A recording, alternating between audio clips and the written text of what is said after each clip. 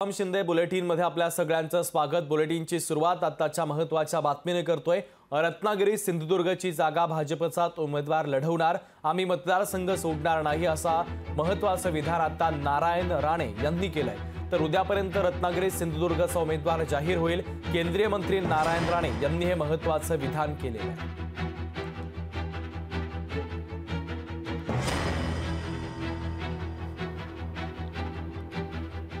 सिंधुदुर्ग रत्नागिरी मतदारसंघ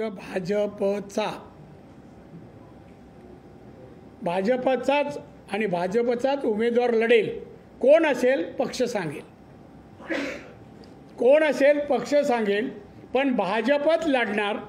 लुडबुड कोणी करू नये। मी मागे घेतलं नाही, मी कोणाशी बोलायला गेलो नाही, याबद्दल कोणालाही माझ्याही नेत्यांना मला तिकीट द्या बोललो नाही। बाकीच्यांना बोलायचं सोडा, माझ्या आयुष्यात तो माझा गुणधर्मच नाही, कारण मला कोणी विचारलं नाही। आणि मी भाजपची हा तो मतदारसंघ आहे आणि भाजपने माझं नाव जाहीर केल्यास मी लढणार आणि जिंकणार।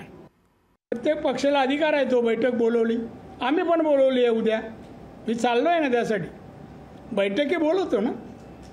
तुला दैकाला माहिती आहे काय, आमच्या गावागावात होतो तसं उदयचा तिकडे, आमचा इकडे। संकासूर कोण आहे मला माहित नाही।